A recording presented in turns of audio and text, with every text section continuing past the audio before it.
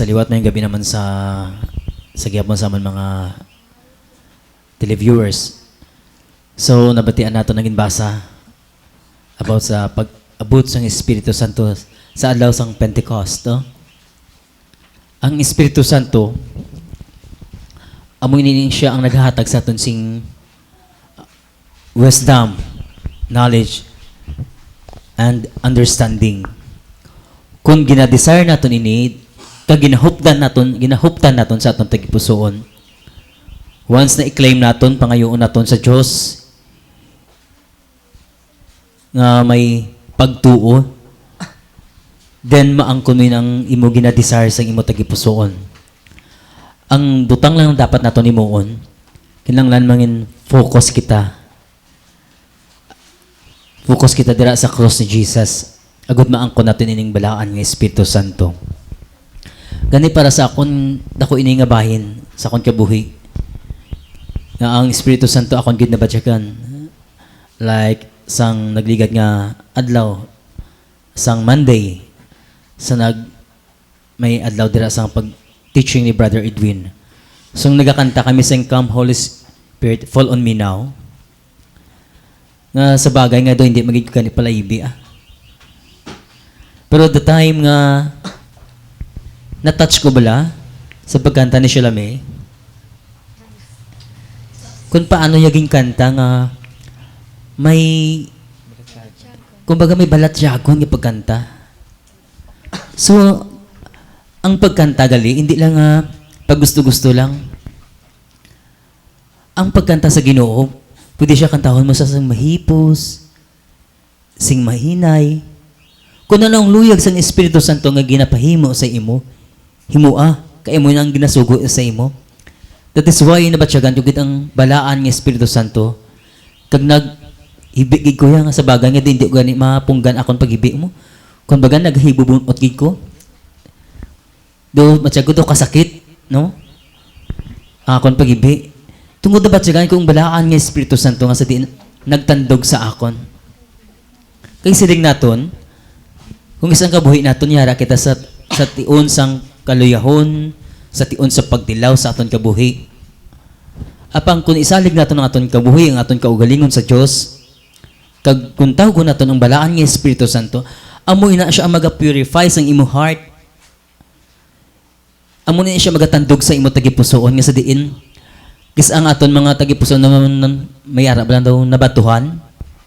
Kumbaga yara kisa sa tion sang kaluyahon, sang emptiness. Kung tawgon mo ang balaan ng Espiritu Santo, amo na siya ang mag-purify sa imo. Kumbaga, dugangan niya ang imo pagtuo na magsalig ka sa Diyos. Kaya ang garantiya, ang assurance ang kabuhi nga wala sing katapusan, nasandigid lamang sa Diyos nga buhi. Gani mga utod, ang mga ginasiling namon sa inyo. Kung mga muyo kita sang himpit sa atong tagipusoon. Gani, nakanta kita bago lang, Come Holy Spirit, let your fire fall. Kung kantahon nato ina, nga ginadayaw nato ng Diyos, nga mag-abot ginang balaan ng Espiritu Santo, then mag-aabot gid na siya kay nga aman. Kung ano-kuno ang imo ginapangunahuna, kag naangot ina sa Diyos, then imo ina maangkon. Gani, ining Espiritu Santo, nga ginasiling namon diri subong nabatyagan ko mo. Nabatyagan namon. Ina ang presensya sang Dios pagay si balaan ng Espiritu Santo. Gani subong bala pamatian naton sinining. Siya man mismo may mga experience na sa mo kung paano ang ining balaan ng Espiritu Santo nagpabakod kag nagpurify sa iya. Sige ning. Mayong gabi sa liwat sa aton nga mga televiewers. Sa akong bala kay kagi man hambal si Papa Samon party sa espiritu na mo.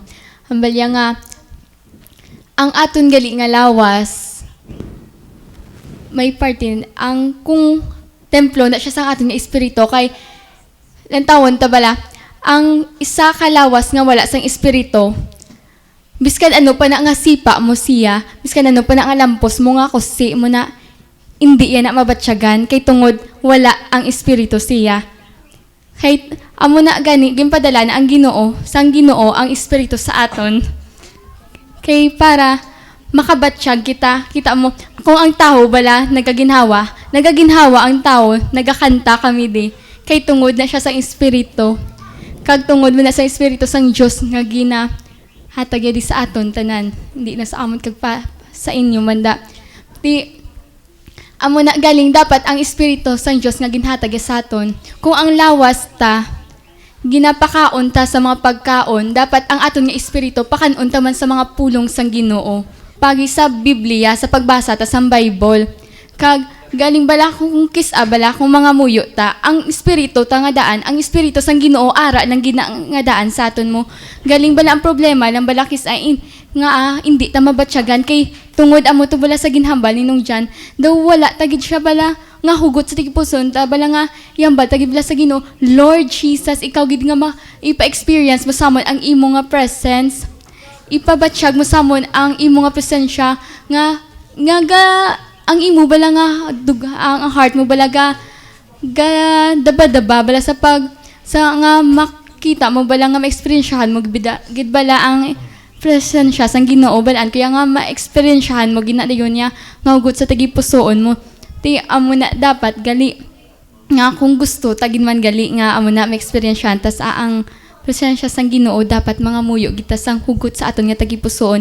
Kag bagay man to kuno sa pagkanta, di ba hambal ninong Jan nga kung magkanta ta dapat ugot gid sa tagipusoon ta kag ginabatsyag gid kuno parehas sa pagkanta ninong nanday nang siya sa diri sa amon di kag balaan ko nga kamo sa pagsabay nyo sa amon nga kanta nga ginabatsyag nyo gid na amo na nga ginabless mo kamo sang Ginoo. Kag amo na nga dapat dapat nga ang kag dayon pagid gali isa pagid nga ang Espiritu ang lawas tani kay tungod ari di ang Espiritu sang Ginoo dapat halungan tani siya, hindi ta siya pagpasapayan lang bala, hindi nga kung kisa nga isakit-sakiton pa kita pa mismo magasakit sang aton lawas, hindi amo na gali dapat ihalungan tagi ni siya kay tungod ginhatag ni siya sang Ginoo saton, dapat palanggaon tagi ni siya kag templo kita ang aton nga lawas, templo sang Ginoo gani dapat ginaton nga halungan kag tagaan gid naton sang importansya paagi pareho sa pagpalangga naton sa Ginoo. Amo na madamong id nga salamat sa tanan. Amen. So, nabatian nato ang gin-share sa aton ni Nining, no? May 5 lang ka importante nga butang nga luyag i-share sa inyo regarding sang pagsimba naton sa adlaw nga Domingo. 5 ka importante nga butang nga sa diin kung imuon naton ini mangin friend naton si Jesus, mangin kaupod naton si Jesus sa dada nga naton nga pagkabuhi. So 5 ka importante nga butang na dapat naton hibaluon sa adlaw sa pagsimba naton. Ang unaw na gid ang ginatawag nga hello. Hello. Magsulod ka bala sa simbahan, mahilo ka kay Jesus. Hello. Kay ginadayaw mo siya mo. Hello Jesus. Oh Jesus. Kadua, dapat may ginatawag ini sorry. No? Sorry Lord, may isang patawad sa Ginoo. Ang ikatatlo, listen. Listen to the word of God. Amoy na magpamati sa pulong sa Diyos. Ikaapat, share. Kung ano man subong ang talent na ginatag sa imo sa Diyos, pwede mo ma-share. Kaging kaapat amo yung ginatawag, kalima ang ginatawag ng misyon. That is why kami diri sa Sound of Worship, ginahimo namon ini tungod ining mission nga ginatag sa Diyos sa amon. Sa pagpakilala nga ang Diyos, buhi. Kag sa gihapon nagapadayon nga naghigugma sa aton. Sa liwat, salamat gid sa pag-upod namon ninyo sa amon. Amo na sa sini nga gabi nabatian naton ang amon nga share man ni Manong Jan kag nakon kabay pa nga kamugid nga may nakuha gid kamo kag magamit nyo man para sa inyo kagalingan kag subong ari sinong ayan maghahatag sa aton sang trivia. Thank you, Kidning. ang trivia natin sa sinigid nga adlaw, amo ang why is the date Easter is celebrated different every year. Easter has no fixed date. It is celebrated on the first Sunday after the first full moon of spring, following March 21. Consequently, the earliest possible date is March 22, and the latest is April 25. This year, Easter will be celebrated on April 8.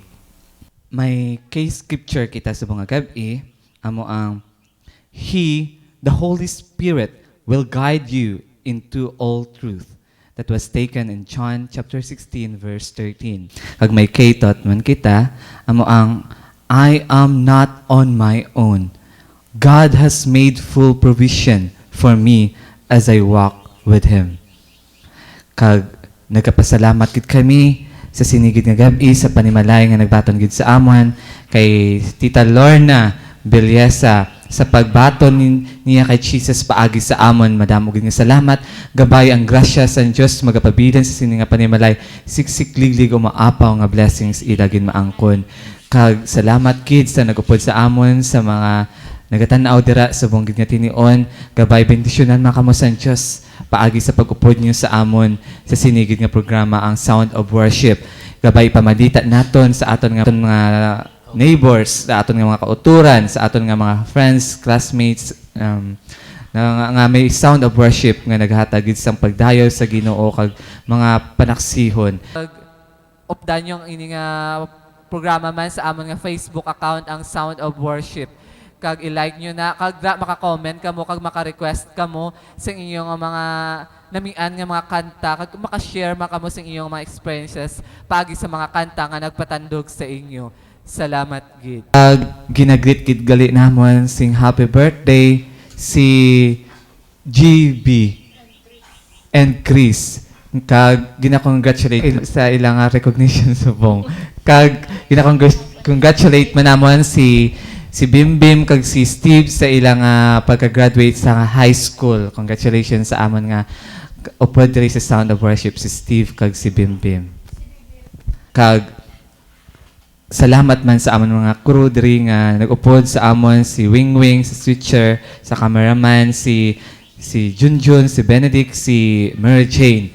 Kag sa amon nga driver si Arnel. Kag sa makeup artist subong namon si Tita Edna Montalvo. Salamat kid sa mga makauturan nag-upod diri si Apple, si Joed, si Sir Iko, no? Kag sa mga family ni Tita Lorna mayong ang gabi kag salamat kid kag sa mga neighbors niya ngayari diri sa Villa San Paulo. Sigurado gid kayo magatan-aw gid sila sa amon nga programa sa sinigid nga gabi. Salamat gid kag ginabalik namon ang tanan nga dungog himaya kag dako nga pagpasalamat in Jesus name. Amen.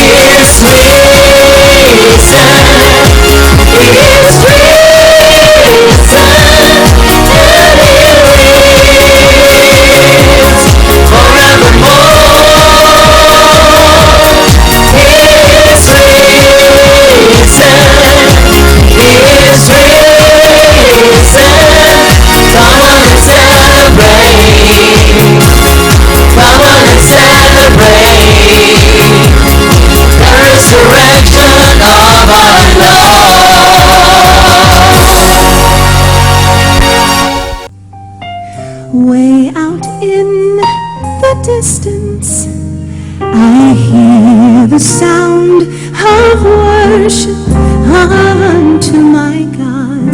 In His holy presence, I hear the sound of joy. Sounds of celebration